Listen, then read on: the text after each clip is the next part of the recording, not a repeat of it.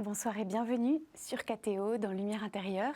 Nous recevons ce soir une figure incontournable de la vulgarisation scientifique, Mac Lesguy. Bienvenue, Mac Lesguy. Merci, bonsoir Bénédicte. Vous êtes le premier invité à avoir commenté les ampoules et la manière dont elles étaient en arrivant sur le plateau. On a tout de suite vu un ingénieur. Oui, j'ai dit que c'était une publicité vivante pour les ampoules basse consommation. Voilà, j'en ai chez moi et je suis surpris par la diversité d'ampoules. Voilà, ça m'a frappé tout de suite. J'aime beaucoup ces ampoules. On voyait d'emblée votre manière de regarder le monde. C'est un don tout petit, vous êtes né en regardant et en observant le monde. Je crois que je suis né observateur, effectivement, et oui. je regarde beaucoup de choses quand je vois des vidéos, je regarde toujours où c'est tourné. Vous voyez, mon premier réflexe, c'est tiens, ça vient d'où cette vidéo voilà, est-ce que c'était tourné aux États-Unis L'autre jour, quelqu'un disait des mots gentils sur moi dans une émission, il était interviewé sur un fond de montagne. Mais très vite, j'ai pu écouter ce qu'il disait, qui était charmant. Je me disais, mais quelle est cette montagne? Et tout d'un coup, je me suis dit, ah, mais je reconnais cette montagne. J'ai déjà été une fois. Voilà, ce sont les aiguilles, je ne sais plus où, dans tel endroit. Oui, c'est un peu un défaut de naissance. Hein. Vous êtes né à Biarritz, je crois? Oui. Vous gardez des liens avec ce beau sud-ouest de la France? Alors, pendant très longtemps, en fait, mes parents m'ont élevé dans l'idée que il était normal pour avoir une vie réussie et un destin de faire de bonnes études et donc de monter à Paris. Et quand je suis monté à Paris, je me suis dit plus jamais je redescendrai à Biarritz, ma carrière est ici, voilà, je me suis laissé happer par Paris dans les années 80 qui était merveilleuse. Et c'est en vieillissant que j'ai commencé à avoir une certaine nostalgie, d'ailleurs poussée par mes enfants, qui ont dit tu devrais quand même te rapprocher un petit peu de ton lieu de naissance. Nous on adore la Côte Basque, c'est très agréable. Ah, bah oui. À l'époque, mes deux parents ils vivaient encore, ce qui est toujours le cas pour ma mère. Et donc, voilà, j'ai fini par racheter une maison, effectivement, pas loin de Biarritz. Et je retrouve les joies de mon enfance voilà, Oui. sur la Côte Basque et sur le Pays Basque intérieur, qui est une région magnifique. Alors, quel était votre rêve d'enfant de métier? Vous seriez imaginé comme ça présentateur de télévision? Absolument pas. Je veux dire quel est mon rêve d'enfant absolu, quand j'étais petit, c'était les débuts du Parc national des Pyrénées, qui était, vous savez, ce grand mouvement de création des parcs nationaux en France. Pour la première fois, on sanctuarisait la nature, on mettait des gardes du parc, on aménageait des sentiers, etc. Et je me disais, j'aimais tellement, j'aime toujours beaucoup la montagne et la randonnée, et bien sûr le milieu naturel, et je me disais, mon rêve absolu, ce serait de devenir directeur du Parc national des Pyrénées. Voilà, rêve jamais accompli. Mais c'était comme ça que je me voyais à 40 ou 50 ans. Mais d'où ingénieur agronome, il y a quand même un lien. D'où ingénieur agronome. Ensuite, je me suis dit non, je vais plutôt être chercheur en biologie. J'ai aussi beaucoup hésité avec l'architecture, qui était la profession de mon père et de mon grand-père. Il y avait deux générations d'architectes. Mon père m'a dit, fais des études d'ingénieur, tu aimes bien ça aussi, voilà, tu t'occuperas, tu seras chercheur, puis si jamais ça ne te plaît pas, tu pourras faire architecture. Il se trouve que ça m'a plu, donc j'ai fait des études d'ingénieur agronome, voilà, oui. C'est ma spécialité. Ensuite, je suis parti dans une carrière tout à fait à l'opposé d'ailleurs de mes études d'agronomie, avant par une série de hasards de me retrouver animateur et producteur de E égale M6. Donc E égale M6 depuis 96? Depuis 1996 à la même heure, le dimanche soir, mais avant on avait commencé en 1991, donc ça fait 35 ans maintenant que je présente ce magazine. Est-ce que vous avez envie de raconter en quelques mots l'origine de cette idée? Vous aimiez transmettre de manière simple les choses compliquées? Alors, alors, sans doute, je vais vous raconter comment je suis devenu animateur. Voilà. En fait, l'idée initiale de Égale M6, c'était un ami d'enfance, pas d'enfance, mais d'études, qui était ingénieur agronome comme moi, qui voulait faire absolument un magazine scientifique à la télévision. Il m'a dit, tu vas m'aider, on va faire un numéro 0, un pilote, pour présenter cette émission à M6. Et M6, j'en suis sûr, ils vont nous l'acheter. Je lui ai dit, mais ça ne marchera jamais. On est deux ingénieurs agronomes. Vous aviez jamais fait de télé? On n'a jamais fait de télé. On faisait une académie de formation métier de la télé, mais on n'avait pas de connaissances en termes de journalisme, en termes de production. On a quand même fait un pilote. Et cet ami a dit, en plus, c'est toi qui vas le présenter, avec tes lunettes rigolotes que tu as déjà. J'étais sûr, mais je ne suis pas bon, etc. D'abord, on va faire des économies, on va éviter de payer un comédien, on ne connaît pas personne pour présenter. Et ça va être très bien. Et M6, à l'époque, Thomas Valentin a dit à mon ami, mais ce présentateur-là, Mac Lesguy, tu es sûr de lui, etc. Il n'a pas l'air d'avoir beaucoup de charisme, c'est un ingénieur, etc. Et mon ami a dit un truc, je crois, que Thomas Valentin m'a raconté des années après. Donc Thomas Valentin, qui était à l'époque numéro 3 d'M6, ensuite il est devenu numéro 2. Il m'a dit, écoute, Olivier, qui est mon vrai prénom, il dit, Olivier, il n'est peut-être pas très connu, il n'a pas beaucoup de charisme, mais j'ai remarqué que dans les dîners, quand il commençait à raconter et à expliquer quelque chose, tout le monde se taisait pour l'écouter. Ah, dit Thomas Valentin. Ok, on va le prendre, à l'essai, on va bien voir. Et c'est comme ça que je me suis retrouvé, alors que, passez-moi l'expression, je me vois dans les premières émissions, j'étais mauvais comme un cochon. Voilà, je me suis retrouvé présentateur de cette émission. Donc vous avez appris. Ce que je comprends, c'est que vous avez Et l'impression donc d'avoir... j'ai vraiment appris. Et donc M6 nous a fait confiance, et d'ailleurs nous fait confiance encore aujourd'hui. Et on a vraiment appris sur le tas à écrire des reportages, à les tourner, et moi à les présenter. Et je pense que je suis devenu l'animateur passable que je suis au bout de 2 ou 3 ans. Les premières émissions, mais j'ai honte de les regarder tellement je suis. Bonjour, c'est Hugues M6. Voilà, je suis coincé. Voilà. Mais bon, il faut croire que le fond a intéressé, puisque M6, après la première saison, a re-signé pour une deuxième, puis une troisième saison, et ainsi de suite jusqu'à aujourd'hui. Et vous êtes parti de questions que vous posiez, ou des questions que vous entendiez que les gens se posaient? Alors, en fait, il y a eu 2 périodes dans Égal M6. La première, je dirais de manière un peu scolaire, on traitait des sujets de science et de recherche un peu à la mode, la conquête de l'espace, les nouvelles énergies, etc. etc. Dans le tournant des années 2000, on a commencé à s'intéresser de plus en plus aux sujets où l'on part de notre quotidien et on les décrypte sous le prisme de la science. Et c'est là qu'on a trouvé un nouveau souffle, parce qu'on était vraiment seuls à faire ce genre de vulgarisation. On peut s'intéresser aussi bien à la manière dont un shampoing va nettoyer nos cheveux, qu'une voiture électrique va rouler, ou comment, quand vous mélangez 2 liquides, par exemple de l'eau et de l'huile, vous pouvez faire une mayonnaise. Voilà. Avec à chaque fois derrière des physiciens, des chimistes et des biologistes qui vont nous expliquer les tenants et les aboutissants scientifiquement de ce phénomène. Mais notre marque le fabrique maintenant, effectivement, c'est partir des questions que tout le monde se pose, ou bien raconter sur des sujets sur lesquels on ne se pose pas de questions, les dessous scientifiques fascinants, mais toujours de notre quotidien. Et c'est comme ça que vous avez accroché votre public au début le dimanche matin, n'est-ce pas? Alors au début le dimanche matin. Alors j'ai ri parce qu'on est sur KTO, donc c'était l'heure de la messe. Ah ben on était. Alors, oh là là, la concurrence. On a 35 ans, mais évidemment on ne peut pas rivaliser avec le Jour du Seigneur, qui est une émission bien plus vieille que la nôtre. Et je ne sais plus, quelqu'un me disait effectivement il y a très longtemps, il dit c'était en province. J'avais dit allez, je regarderai bien, mais c'est l'heure de la messe. Ah voyez. Voilà, c'est le Jour du Seigneur. J'ai dit j'en sais rien moi, allez à Vêpres un autre jour, comme ça vous pourrez regarder, etc. Et puis en 96, M6 était en panne d'émissions ou de séries américaines pour le dimanche soir. Et perdu pour perdu, ils se sont dit, écoutez, faites-nous une sélection de vos meilleurs sujets. Pendant 5 semaines, on va diffuser Égal M6. Parce qu'on a un trou dans la grille. Banco. Et puis ça marche très bien. En fait, c'était une meilleure et donc, au bout de la 4e semaine, ils nous disent, bon, écoutez les amis, à l'époque, on était tous les 15 jours. Est-ce que vous êtes prêts à passer donc sur cette case de 20h30 et en prime, à passer en hebdomadaire, ce qui était 2 fois plus de boulot qu'une émission tous les 15 jours. On s'est dit banco pour quelques années et ça dure depuis 1996. Alors vous êtes venu aussi nous présenter votre livre, Toutes les vérités scientifiques sont bonnes à dire, un ouvrage justement sous forme de questions du quotidien. Oui. Est-ce qu'on n'est pas plus efficace? Je me suis trompée tout à l'heure. Est-ce qu'on est plus créatif en bas de pyjama? Voilà une des questions. Exactement. En fait, dans ce livre est tiré des chroniques que j'ai faites sur RTL pendant 3 saisons. Donc, toujours des chroniques tirées d'études scientifiques sur lesquelles soit je rectifie des idées reçues, soit je fais part de découvertes. Et effectivement, cette recherche a été menée sur le télétravail. Est-ce qu'on est plus efficace en télétravail ou en présentiel? Des chercheurs ont mené des études très sérieuses sur des groupes d'ingénieurs dans de grandes entreprises, en les réunissant soit en présentiel, soit en visioconférence, et ils se sont aperçus que pour tous les problèmes analytiques, on est très bien en visioconférence parce qu'on est concentré, on regarde ses interlocuteurs, on ne se laisse pas distraire.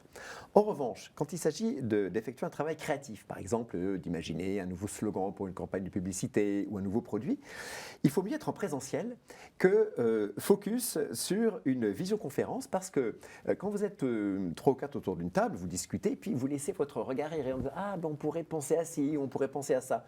Et le résultat a été mesuré scientifiquement. Plus d'idées créatives sortent d'une réunion en présentiel de cette manière que dans la même réunion organisée avec les mêmes gens en visioconférence. Donc, on n'est pas plus créatif en bas de pyjama. En bas de pyjama, ça veut dire évidemment en télétravail, en restant en pyjama chez soi. Voilà.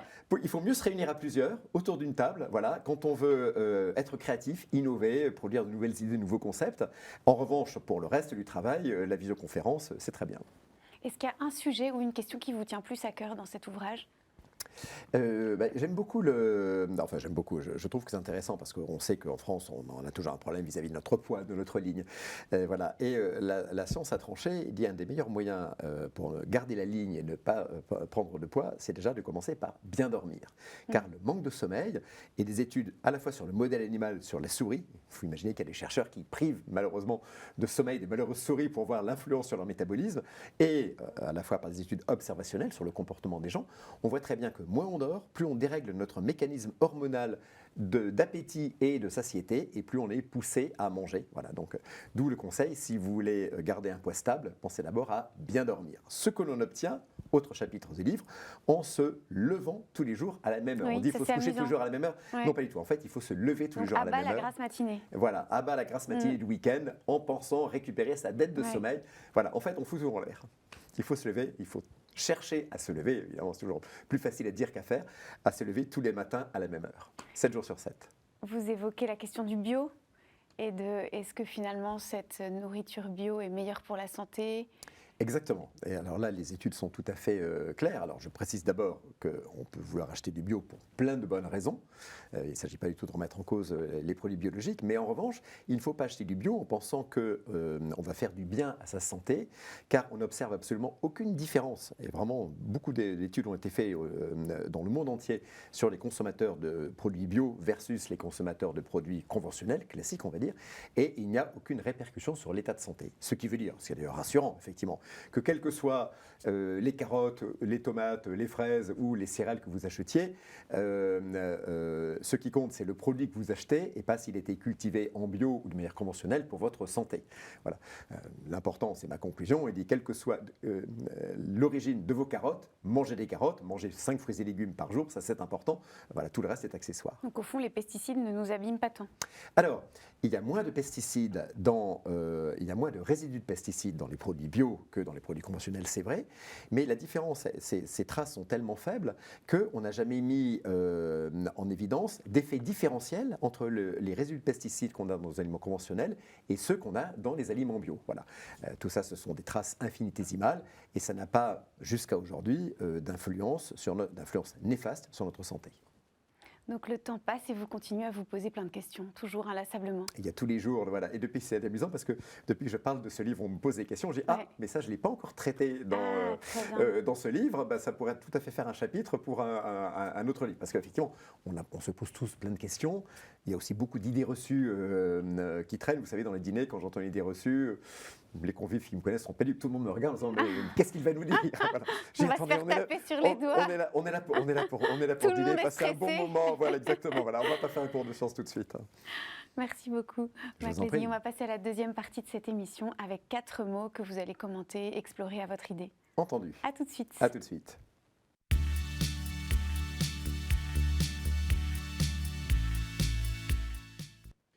Nous sommes toujours sur KTO dans Lumière intérieure avec vous, Mac Lesguy. Très heureux de parler avec vous et de vous donner ce premier mot, vocation. Ah, vocation. La vocation, ça fait référence, bien sûr. Est-ce qu'on a une vocation? Est-ce qu'à la naissance, on ressent une vocation pour telle ou telle carrière, telle ou telle envie de métier, telle ou telle envie de vie? Ça ne me dit pas grand-chose, car quand j'étais petit, je lui ai dit, bon, j'avais des idées de métier, mais je ne me sentais pas voué à faire quelque chose en particulier. Le fait que je me retrouve à faire Egal M6, ça m'est tombé dessus un petit peu par hasard. Ce n'était pas une volonté de ma part. Et en fait, en vieillissant dans Egal M6, je me rends compte que c'est maintenant que j'ai trouvé ma vocation.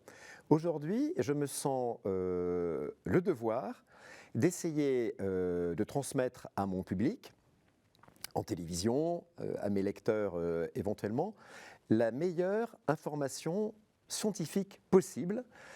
Parce que je trouve qu'il y a dans ce monde contemporain beaucoup de désinformation, beaucoup de fake news, pour employer un anglicisme qui circule.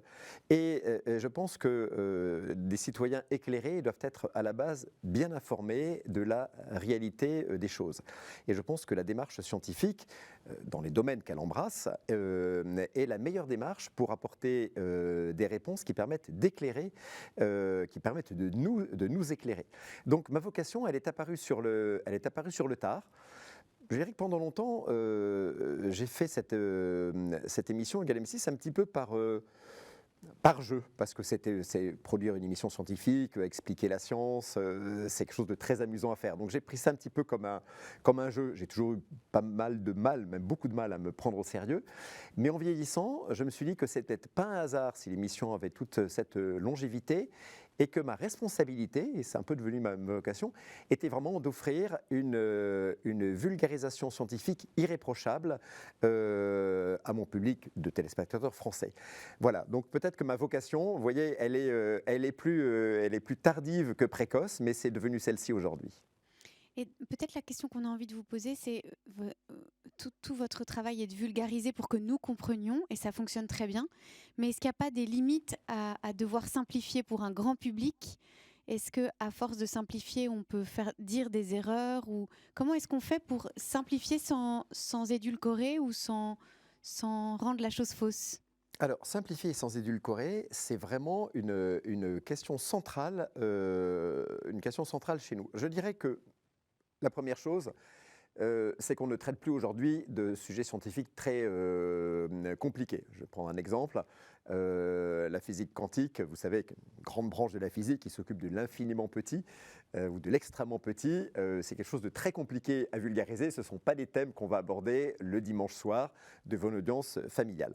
Ensuite, même sur des sujets simples, dès que vous avez des sous-jacents en physique, en chimie, on va commencer à parler de molécules, d'atomes, de liaisons, de réactions chimiques, de réarrangements moléculaires. Il faut faire très attention dans le choix des termes. Et ma baseline, depuis 1991, j'ai toujours dit qu'il fallait qu'on puisse vulgariser sans caricaturer. Il fallait que notre émission plaise au grand public sans déplaire aux scientifiques. Donc, c'est vraiment un travail collectif que je fais avec mes journalistes, avec ma rédactrice en chef, d'essayer de trouver les bons termes, de s'arrêter au moment de l'explication où on commencerait justement à l'édulcorer, à la simplifier. On se dit plutôt, on ne va pas parler de cet aspect ou de ce sous-aspect de la question pour ne jamais travestir ce que nous disent les scientifiques et travestir la réalité scientifique du problème. Vous savez, on a une émission, on a 1 million et quelques centaines de milliers de téléspectateurs, dont des scientifiques. Si jamais on commet des erreurs, on commet des simplifications abusives, on est tous les dimanches soirs sous leur fourche codine. On se fera reprendre avec raison. Vous avez un courrier des lecteurs monstrueux de reproches et de... Ça nous est arrivé des fois de faire des erreurs. Je me souviens d'une erreur cuisante, on parlait d'optique. On parlait du rouge, du vert et du bleu, et j'avais dit ça, ce sont des couleurs primaires, alors qu'en fait, ce sont des couleurs secondaires. Voilà. Et je me souviens, ça a été aussitôt une avalanche de protestations. À raison, effectivement. Des profs de physique se sont dit comment pouvez-vous dire une horreur pareille alors que les enfants des écoles vous regardent ? J'avais honte, effectivement. Voilà. On a rectifié dans les rediffusions. Il faut qu'on fasse très attention, et c'est moi qui, à la fin, au moment où on va enregistrer le commentaire final de l'émission, c'est moi qui le réécrit pour vérifier, traquer l'erreur scientifique qui pourrait encore se glisser après les visionnages et les revisionnages des reportages de l'émission. Voilà, parce qu'au bout du compte, en bout de chaîne, c'est moi le responsable. Et puis on met en quelque sorte un petit peu, bon, j'exagère, on met un peu sa tête sur le billot de la recherche scientifique. On fait vraiment très attention, je fais très attention à ça. Est-ce que vous laissez parfois des questions ouvertes en disant voilà, on présente l'option du débat, les termes du débat, et puis finalement on ne sait pas, et 3 petits points de suspension ? Alors oui, mais mes journalistes n'aiment pas ça. Ils aiment dire on ne va pas en parler parce que la science n'a pas de réponse à cette question précise. On ne sait pas. On ne sait pas l'effet de tel produit ou telle molécule, on ne comprend pas très bien pourquoi ceci fait cela. On n'a pas le droit de dire ça. Les scientifiques nous disent qu'il n'y a pas encore de recherche à l'appui de ça. J'ai dit mais au contraire, laissons-le. La science n'a pas réponse à tout. Et dans la démarche scientifique moderne, voilà, quand un chercheur dit la science n'a pas permis de trancher la question, bon, il le dit avec des arguments. Il y a des gens qui disent c'est plutôt ça, mais il n'y a pas de recherche qui ait permis de trancher pour la réponse A ou la réponse B. Moi, au contraire, je trouve que c'est très bien en disant voilà, on ne peut pas répondre à cette question. La science n'a pas encore tranché. Peut-être qu'un jour, on aura la réponse. Quelqu'un fera une recherche spécifique, mais pour l'instant, on ne sait pas et je trouve très bien de le dire. Est-ce qu'il y a des sujets qui vous passionnent plus que d'autres ? Est-ce qu'il y a des sujets qui me passionnent? Non, je dirais. Bon, on a fait beaucoup de sujets, on a fait des milliers de reportages. Le sujet qui me passionne, c'est celui où j'apprends quelque chose de vraiment nouveau que je ne savais pas. Voilà, je dis, what? À 63 ans, moi qui fais de la vulgarisation scientifique depuis des années, je ne savais pas encore ça. Voilà, ça je trouve ça passionnant. Sinon, moi j'aime beaucoup l'histoire des sciences et des techniques. Il n'y a rien que je trouve plus beau et plus réussi qu'un joli sujet où on apprend qu'il y a très longtemps, on maîtrisait une technique qui a quasi disparu aujourd'hui, mais qui était très efficace pour l'époque. On fait de temps en temps des sujets sur l'histoire des sciences, de l'agriculture, des techniques, l'histoire de l'hygiène. Et ça, ce sont des sujets tout à fait passionnants. Est-ce que vous avez envie de nous raconter une anecdote de tournage particulièrement amusante ou marquante dans votre histoire ? Je pense qu'il n'y a pas très longtemps, moi j'aime beaucoup l'archéologie. Vous savez, on dit souvent l'archéologie c'est un métier beau en apparence mais qui est très ingrat, puisqu'il faut gratter la terre en permanence, on gratte beaucoup avant de trouver des objets archéologiques. Et je suis invité par l'INRAP, l'Institut national de recherche d'archéologie préventive, sur ce qu'on appelle une fouille d'urgence dans un terrain agricole quelque part en Normandie, un matin très froid, un hiver, il y a 2 ou 3 ans. Et devant les caméras, il me dit vous allez voir ce que c'est que le quotidien d'un archéologue. Vous avez un carré, vous allez commencer à gratter. Dans le froid. Et comme ils étaient gentils, ils avaient prévu des artefacts, c'est-à-dire des objets anciens. C'était un site romain, gallo-romain. Ils avaient prévu des artefacts à cacher pour que je fasse semblant c'était une chasse au trésor. Pour que je fasse semblant d'en découvrir. Il dit voilà, commencez à gratter et puis on mettra une pièce qu'on a retrouvée l'année dernière, etc. Je commence à gratter sur un terrain qui était vierge de fouilles. Je gratte et voilà que je mets au jour un fragment de vase en verre, qui était donc un vase gallo-romain, qui dormait là depuis 2000 ans quand même. Ah, il me dit, vous avez de la chance, ça va être la chance du débutant. J'ai dit, je ne vais pas m'arrêter en si bon chemin. Je continue à gratter et là, je tombe sur un clou gallo-romain. Non. Ah, me dit, attendez, mais 2 découvertes en moins d'une demi-heure de fouille, c'est extraordinaire. Voilà, j'étais fier, évidemment, comme Artaban. J'ai sorti, voilà, vous voyez, la chance du débutant m'a souri. C'était un super moment. Mais donc, vous êtes sûr qu'on ne vous les avait pas cachés pour vous faire plaisir ? Je le promets, voilà. Ah, c'est magnifique. Ils ont remballé leur boîte avec leur découverte qui comptait gentiment me mettre sous la terre. Voilà. Donc, j'ai vraiment touché le quotidien de l'archéologue. Et pour le coup, j'ai ressenti ce qu'était le vrai frisson que tout d'un coup, vous mettez au jour pour la première fois depuis des milliers d'années un objet qui dormait là, qui attendait d'être redécouvert. Mais c'est très injuste, si je puis me permettre, parce que vous n'y avez passé qu'une demi-heure, alors que tant il passe des mois et des mois dans le froid. Exactement. Et la poussière. Exactement. Mais moi, c'est ma vie, ça. C'est-à-dire rencontrer des chercheurs, voilà, qui passent des années sur un sujet souvent ingrat, à chercher, à faire très attention, et moi arriver au dernier moment et à bénéficier du fruit de leur recherche. C'est pour ça que je dis que je suis un privilégié quelque part.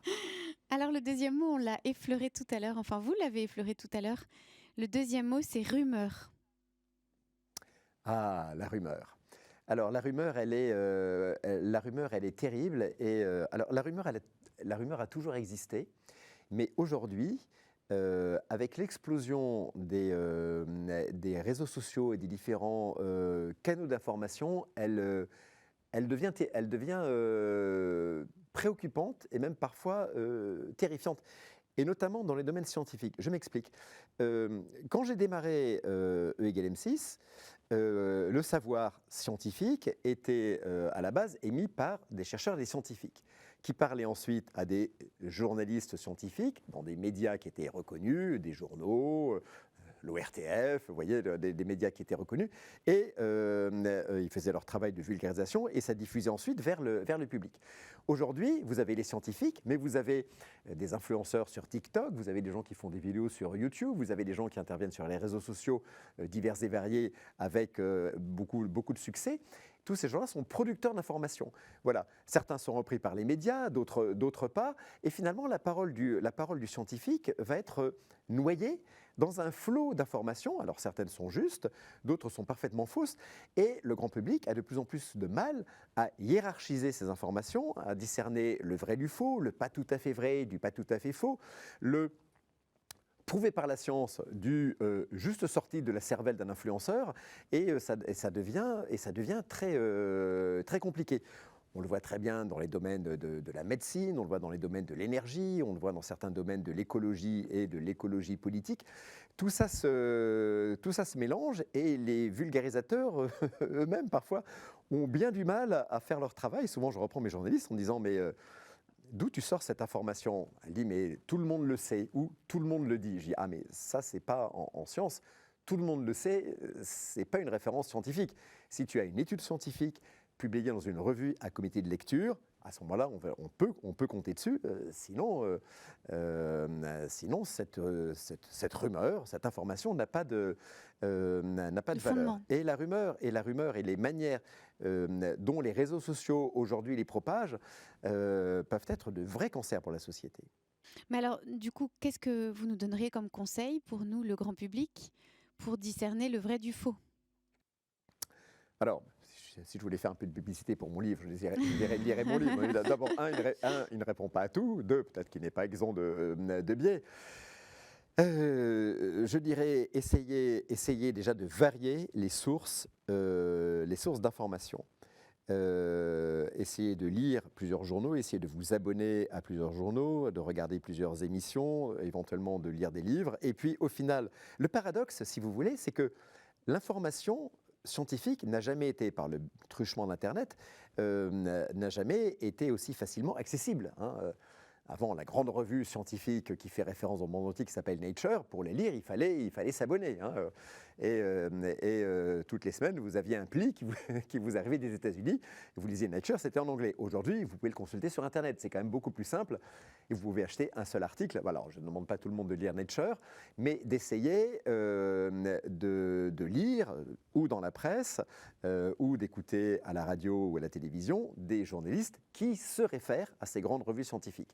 Voilà, ça permet d'échapper un petit peu à la rumeur et je pense que, je ne sais pas si l'intelligence artificielle va résoudre ce problème. J'ai peur qu'elle ne l'aggrave, parce que l'IA ne fait que se nourrir de tout ce qu'il y a sur Internet, donc elle se nourrit aussi de ce type de rumeurs, même si je sais que les chercheurs et les opérateurs de l'IA essaient d'y apporter des correctifs.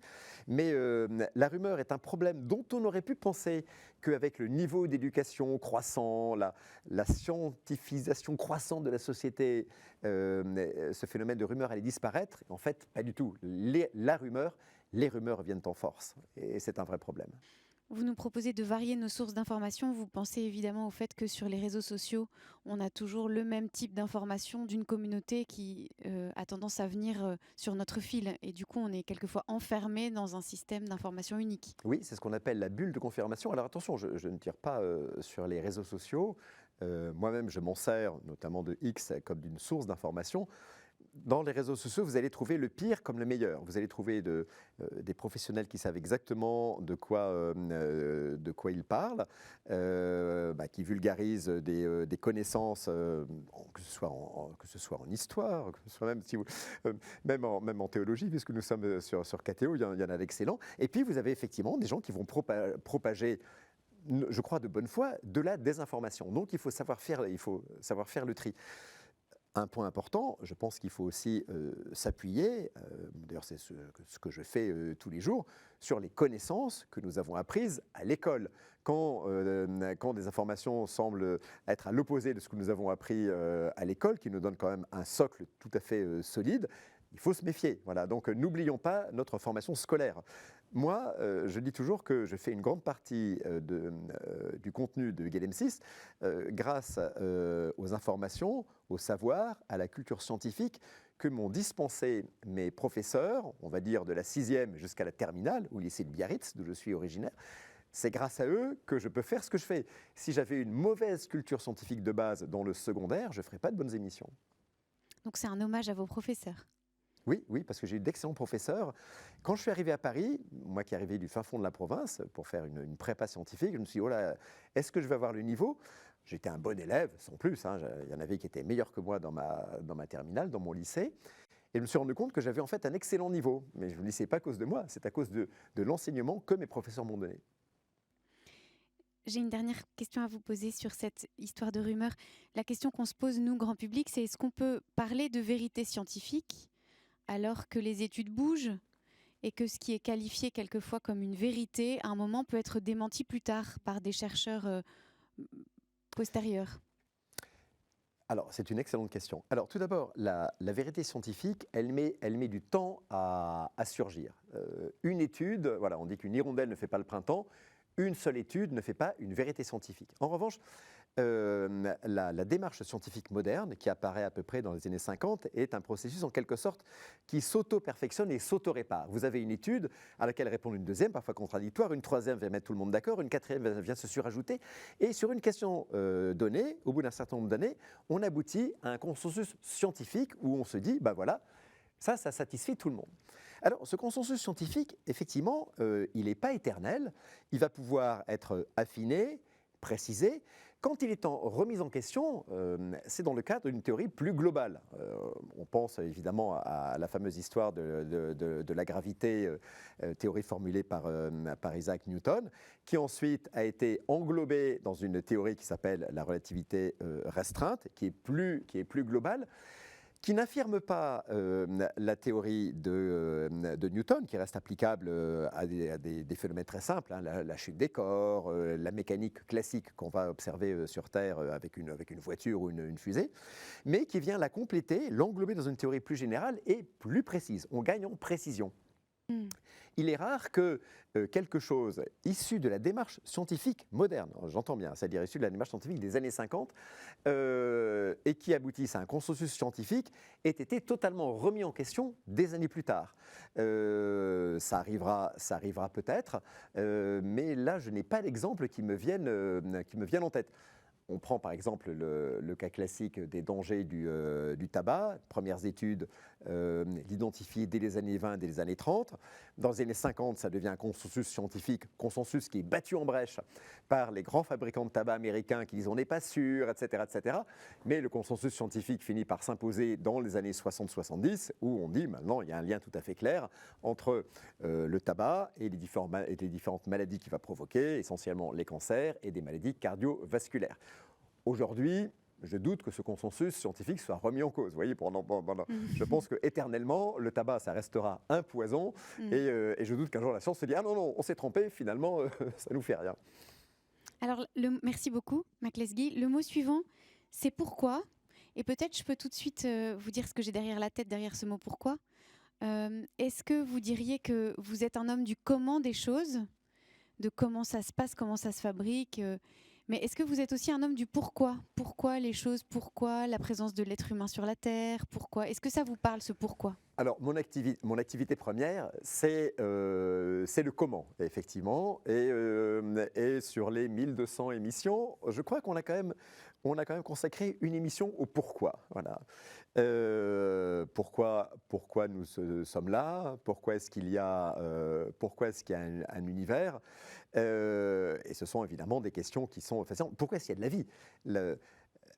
La vie, si vous voulez, c'est un truc pour un physicien qui est un peu inexplicable. Le deuxième principe de la thermodynamique nous dit que tout va vers un désordre croissant, voilà, quel que soit le système. Or, la vie, c'est le contraire, puisque la vie, on part d'atomes désorganisés, de molécules qui se baladent dans des coins, et tout d'un coup, pop, on arrive à des formes qui s'auto-reproduisent, qui sont de plus en plus complexes, et on arrive à l'avènement tout d'un coup, au bout de quelques milliards d'années, d'une espèce pensante qui se met à réfléchir sur le sens de la vie, c'est-à-dire nous. Et c'est un phénomène fascinant. Pourquoi est-ce que nous sommes uniquement le fruit du hasard? Voilà. Est-ce qu'il y a une contingence particulière qui fait que? Est-ce que nous sommes seuls dans l'univers? Est-ce que d'autres formes de vie sont éparpillées dans l'univers dont on n'a peine à comprendre l'immensité. L'univers, c'est tellement gigantesque que ça dépasse l'entendement humain. Donc toutes ces questions me traversent, mais c'est vrai qu'en bon scientifique, vous voyez, je les ramène quand même toujours à des questions, ces questions métaphysiques, je les ramène toujours à des questions scientifiques. La science n'explique pas ni le sens de la vie, ni les mystères de son origine, ni celle de l'esprit humain. Donc, même si le pourquoi m'effleure, je redescends souvent au niveau du comment, vous avez raison. Le comment vous rassure. Le pourquoi ne vous empêche pas de dormir? Non, le pourquoi ne m'empêche pas de dormir. Ce sont des questions qui sont fascinantes. C'est vrai que j'y pense parfois, avant de m'endormir. Je dis quand même tout ça est quand même fascinant. Et puis, plus vous creusez tant les mystères de l'univers que les mystères du vivant, une formation de biologiste, il y a des questions qui sont absolument fascinantes. Si je peux vous raconter une anecdote, un jour je travaillais avec un anatomiste, grand anatomiste, professeur Rabichong, qui me dit, vous voyez le système dont le sang circule dans le corps humain. Il y a une articulation qui est vraiment compliquée à franchir, c'est celle du cou. Or, le sang doit monter en permanence au cerveau. Le cou, vous voyez, vous tordez le cou, vous pouvez le baisser, etc. Vous pouvez jouer de plein de degrés de liberté dans cette articulation. Il ne faut pas que l'artère qui amène le sang à votre cerveau soit bloquée par un mouvement de votre cou, ne serait-ce qu'un quart de seconde, parce que le cerveau ne serait plus irrigué. Eh bien, qu'est-ce que la nature a trouvé comme réponse à cette question ? Ce qu'elle fait, c'est qu'elle a divisé l'artère, au moins elle arrive dans le cerveau. Tout là, vous avez l'artère, et tout d'un coup, l'artère, elle se coupe en deux, voilà, et elle se réunifie pour abreuver votre cerveau. De telle manière que si vous vous coincez l'artère d'un côté, le sang passe par l'artère de l'autre côté.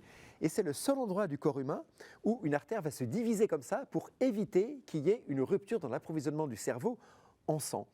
Et il me disait, ça pour moi, c'est une réponse d'ingénieur à un problème. Ça montre qu'il y a un ingénieur derrière. Je ne peux pas croire que le hasard seul suffit à créer cette solution technique absolument incroyable à ce problème de circulation du sang. Voilà, et je repense souvent à cette question. Est-ce qu'il y a un ingénieur derrière ? Voilà, parce qu'on est tenté. Ou est-ce que c'est juste le hasard qui a fait qu'un jour, un être mystérieux, il y a une mutation qui fait que ça a coupé en deux ? La mutation paraît improbable. La thèse de l'ingénieur qui dit, bon, on va dessiner l'homme en faisant ce diverticule incroyable, cette solution technique incroyable non plus. Voilà, c'est un peu le pari de Pascal, hein, on est entre ces deux abîmes, et pour l'instant, j'en reste là. Donc pour l'instant, vous, Mac Lesguy, vous n'avez pas tranché. Vous non, ne vous êtes pas mis dans une voie. Non, ni le hasard. Le hasard ne vous satisfait pas, en tout cas. Comme disait Cuvier, voilà, le hasard reste la seule hypothèse qui reste aux scientifiques rationalistes, mais on voit bien toutes les limites qu'il y a. Après, on peut élargir ça au niveau de l'univers. Hein. Pourquoi est-ce que notre univers apparaît ? Qu'est-ce qu'il y a avant ? Est-ce qu'il y a un avant ? Il n'y a pas d'avant. Hein, dans les théories récentes de l'univers, le temps commence avec notre univers, et peut-être qu'il est restreint à notre univers. Il y en a peut-être d'autres. Enfin, le nombre de questions métaphysiques que pose la science est tellement gigantesque, effectivement, qu'on peut être que perdu. Alors, soit ça vous empêche de dormir, soit vous dormez en disant, ça nous promet peut-être demain de belles découvertes. Ah, et ben voyez, vous m'introduisez le mot suivant qui était après. Après. Alors,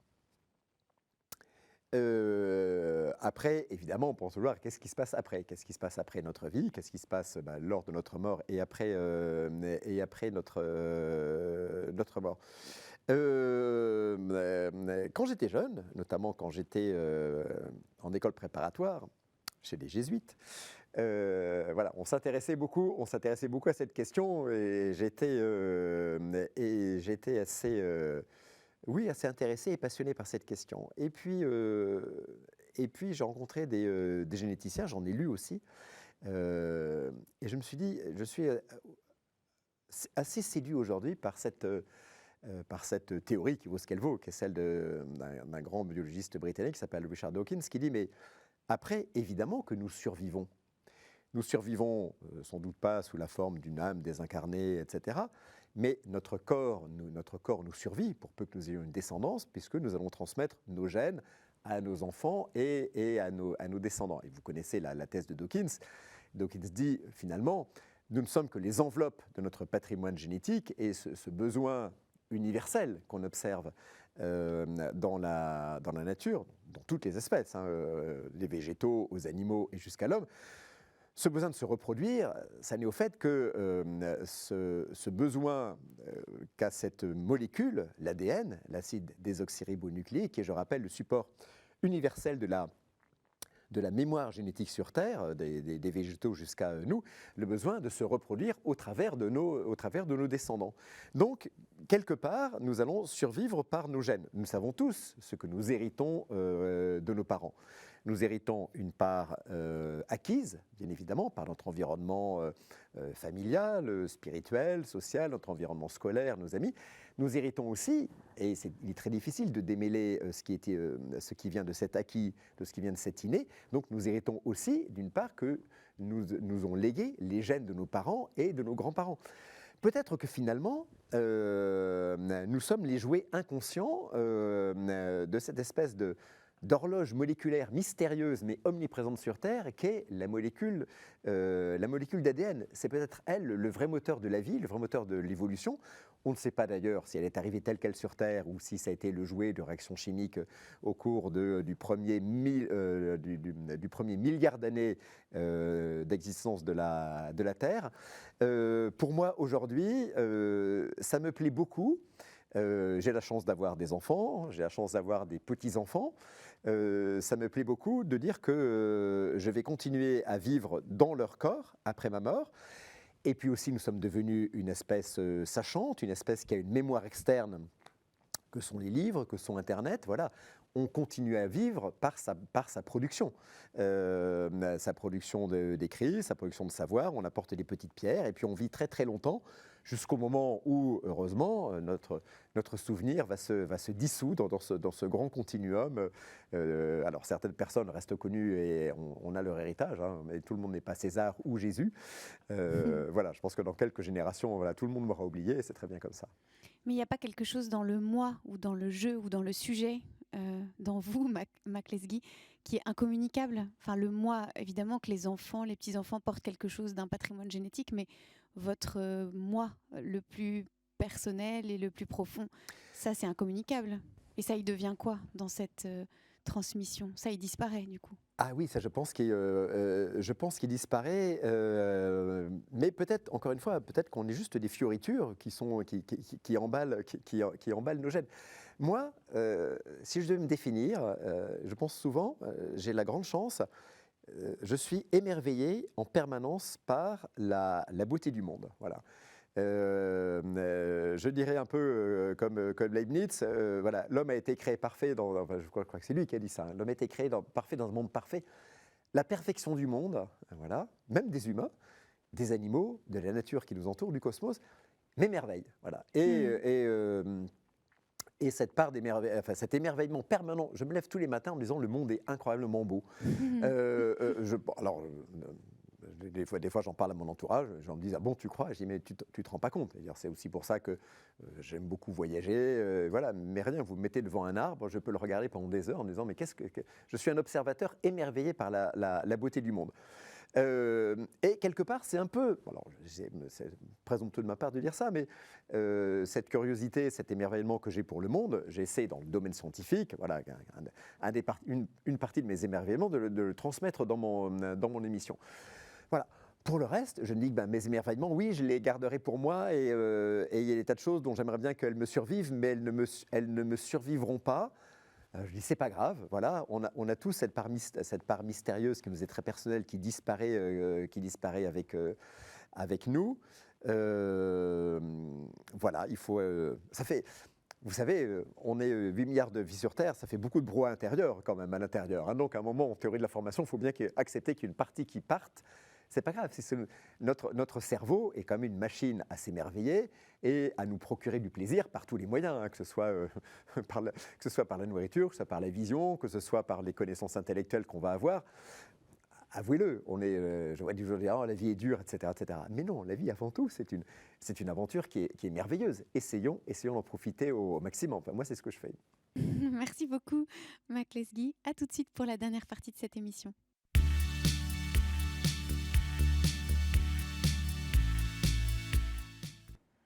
Nous sommes toujours sur KTO, dans Lumière intérieure avec vous, Mac Lesguy. Avec plaisir. Alors, cette expérience démo? C'est amusant parce que on parlait tout à l'heure, étant plus créatif en bas de pyjama. Oui. Et c'est vrai que le fait de ne pas avoir d'interlocuteur permet de laisser errer son regard sur ses ampoules, etc. Voilà. Et on est un peu... et oui, quelque part, c'est un peu idiot, mais on est plus tourné vers soi. On répond plus pour soi que pour vous. Je vous entends effectivement en studio. Et donc nous contraint moins. Et la relation contraint moins, Oui. effectivement. On peut partir, chercher plus loin, plus se concentrer. Vous voyez, là, je cherche toujours à répondre à vos questions. Je ne vous regarde plus, ce qui n'est pas très poli. mais c'est vrai que quand on doit répondre à des questions compliquées, on a tendance à essayer de se renfermer à l'intérieur de son cortex, plutôt que de dire, mais oui, vous avez parfaitement raison, etc. Voilà, donc ça confirme ce qu'on disait tout à l'heure, effectivement. Alors, une expérience agréable, en tout cas. Ah, tant mieux. On parlait dans l'intervalle de votre ami prêtre qui était à la fois scientifique et prêtre, et ça permet d'évoquer quand même des grands scientifiques et des grands croyants. Ça existe? Bien sûr. Alors, d'une manière, il y a quelques années, il y a eu toute ce qu'on appelait ça la gnose de Princeton. Voilà, on a tous lu ces livres où des astrophysiciens nous expliquaient que l'univers était tellement réglé qu'il fallait qu'il y ait une intelligence derrière, etc. Bon, c'est un peu passé de mode. Je pense qu'aujourd'hui, la plupart des scientifiques s'accordent à dire qu'effectivement, la spiritualité, les religions et la science sont deux discours parallèles qui sont l'un n'annihilant pas l'autre par définition. Il y a de grands scientifiques qui sont tout à fait croyants, voilà, d'autres qui ne le sont pas. Il est clair que là où les religions, il faut bien parler au pluriel, aujourd'hui n'influencent plus le discours scientifique, pas plus que la science, ou du moins très à la marge, n'a influencé le discours religieux, les discours spirituels. Et d'ailleurs, j'ai un bon ami qui est ingénieur agronome comme moi, qui a poursuivi vraiment d'excellentes études, qui a beaucoup étudié notamment les théories de l'évolution, voilà, a étudié la pensée de Teilhard, celle de Darwin, et puis qui est devenu dominicain. Et je lui disais, mais toi qui es scientifique à la base, qui connaît parfaitement, vous savez que pendant longtemps, la religion catholique a dénié tout fondement aux thèses de Darwin. Hein. Pour eux, l'homme et le singe n'avaient pas d'ancêtre commun. Bon, on sait, sans être créationniste, ils n'arrivaient pas à avaler cette histoire. Il dit, toi qui connais bien les thèses de Darwin, qui connais leur justesse, voilà, comment peux-tu encore avoir la foi? Évidemment, tu ne prends pas le récit de la Genèse au premier degré, tu le prends au second degré comme une sorte de parabole, mais au-delà même, voilà, tu sais que que Dieu n'est caché nulle part, quelque part, il n'est pas sur un nuage en train de distribuer des bons points. Il dit non, bien sûr, etc.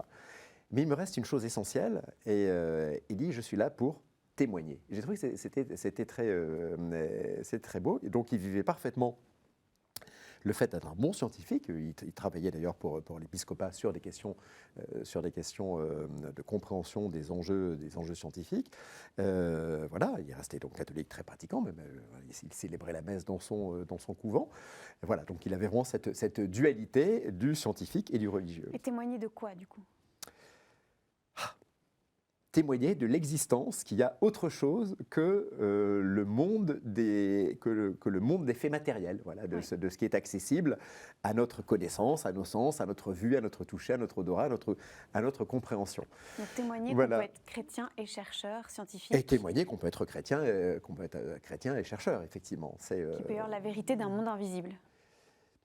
Je ne sais pas s'il irait jusqu'à dire, voilà, je ne sais pas qu'il peut y avoir une vérité autre que scientifique. Ouais. Et ça rejoint d'ailleurs l'humilité que doit être l'humilité du scientifique, qui est que la science a réponse à